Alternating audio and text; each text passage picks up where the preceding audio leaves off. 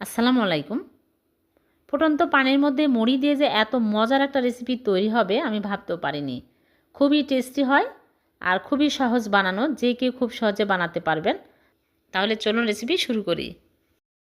প্রথমে চুলায় প্যান বসিয়ে পরিমাণ মতো পানি দিয়েছি আর পানি ভালোভাবে ফুটে উঠেছে। এখন আমি এই ফুটন্ত পানির মধ্যে দিয়ে দিচ্ছি মুড়ি। এখানে আমি 2 কাপ মুড়ি নিয়েছি, দিয়ে দিচ্ছি। আপনারা চাইলে নরম মুড়িও দিতে পারবেন, আবার চাইলে মুসমুসে মুড়িও নিতে পারবেন। এখন আমি নেড়েচেড়ে 2 মিনিট অপেক্ষা করব। বেশি সময় লাগে না, মুড়ি একদম নরম হয়ে যাবে 2 মিনিটের মধ্যেই। 2 মিনিট হয়ে গেছে। এখন আমি মুড়িগুলো একটা ছাঁকনি দিয়ে ছেঁকে তুলে নিচ্ছি। বেশিক্ষণ রাখলে মুড়িগুলো একদম পানির সাথে মিশে যাবে। এরকম করে আমি সবগুলো ছেঁকে তুলে নিচ্ছি। 2 কাপ মুড়ি দিয়ে কিন্তু অনেকগুলো হবে। সবগুলো তুলে নিয়েছি। এখন আমি এই মুড়িগুলো এক সাইডে রেখে দেবো ঠান্ডা হওয়ার জন্য। ঠান্ডা হতে থাকুক আর এদিকে চুলে একটা প্যান বসে প্যানটা ভালোভাবে গরম করে নিয়েছি। দিয়ে দিচ্ছি চিনি 1/4 কাপ। চিনি যখন গলতে শুরু হবে তখন আমি নেড়েচেড়ে নিব। নেড়েচেড়ে যখন এরকম সুন্দর কালার হবে সাথে সাথে আমি লিকুইড দুধ দিয়ে দিচ্ছি 2 কাপ। দুধ আগে জাল করে নিয়েছি। 2 কাপ দুধ দিয়ে আমি ভালো করে নেড়েচেড়ে ক্যারামেলের সাথে মিক্স করে নিব, তাহলে অনেক সুন্দর কালার আসবে।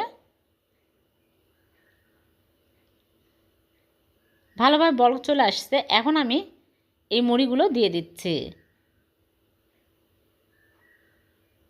সবগুলো দিয়ে আমি ভালো করে নেড়েচেড়ে নিব।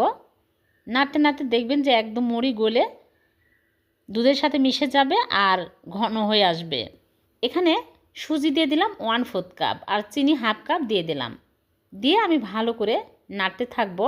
নাড়া কিন্তু থামানো যাবে না, অনবরত নেড়েচেড়ে একদম ঘন করে নিতে হবে, ঘন শক্ত করে নিতে হবে। এলাচি গুঁড়ো সামান্য পরিমাণে দিয়ে দিলাম, তাহলে সুন্দর একটা ফ্লেভার পাওয়া যাবে। এর জন্য দেখুন অনেক সুন্দর কালার আসছে। আরেকটু শক্ত করে নিতে হবে। তারপরে দিয়ে দিচ্ছি আরও বেশি টেস্টি করার জন্য গুঁড়া দুধ 1/4 কাপ। গুঁড়া দুধ বেশি দিলে খেতে আরও বেশি টেস্টি হবে।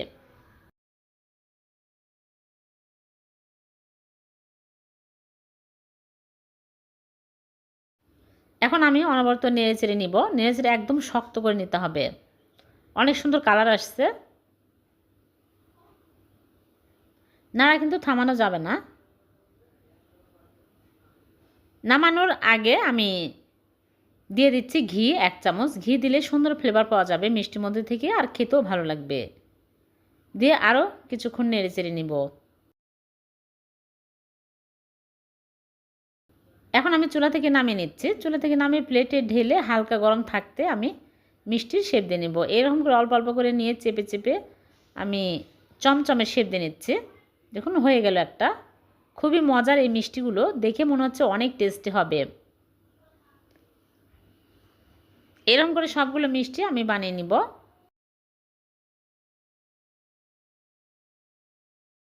ছানার মিষ্টি বানাতে গেলে অনেক সময় ঠিকঠাক মতো হয় না, কিন্তু এইরকম করে যদি মুড়ি আর দুধ দিয়ে মিষ্টি বানানো যায়, ছানার মিষ্টির চাইতে কোনো অংশে কম হবে না। দেখুন কত সুন্দর হয়েছে মিষ্টিগুলো। আরও টেস্টি করার জন্য আমি এখানে গুঁড়া দুধ নিয়েছি। গুঁড়া দুধের মধ্যে এইরকম করে আমি কোট করে নিচ্ছি, তাহলে দেখতে অনেক সুন্দর লুক আসবে আর খেতে অনেক টেস্টি হবে। এই মিষ্টি খেয়ে কেউ বুঝতেই পারবে না যে মুড়ি আর দুধ দিয়ে তৈরি করা, মনে হবে ছানার মিষ্টি। অনেক সুস্বাদু হবে। আপনারা বাড়িতে অবশ্যই ট্রাই করবেন, দেখবেন সবাই অনেক পছন্দ করবে।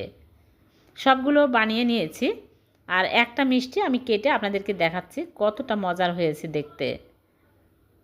ভিডিওটি ভালো লাগলে লাইক কমেন্ট শেয়ার করতে ভুলবেন না, অন্যকে দেখার সুযোগ করে দিবেন। আর এরকম সহজ নতুন নতুন রেসিপি পেতে চ্যানেলটিকে সাবস্ক্রাইব করে চ্যানেলের সাথেই থাকবেন। আবার দেখা হবে। আল্লাহ হাফেজ।